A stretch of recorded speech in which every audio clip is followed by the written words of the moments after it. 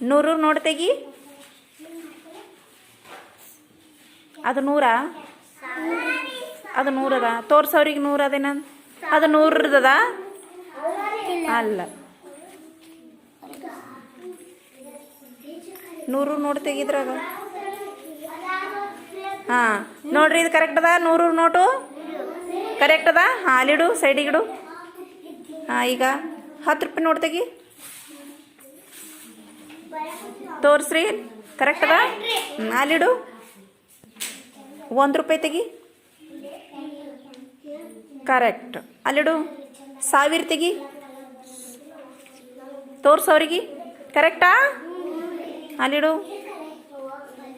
ಮತ್ತೆ 100 ರೂಪಾಯಿ ತೆಗಿ. ಹಾಂ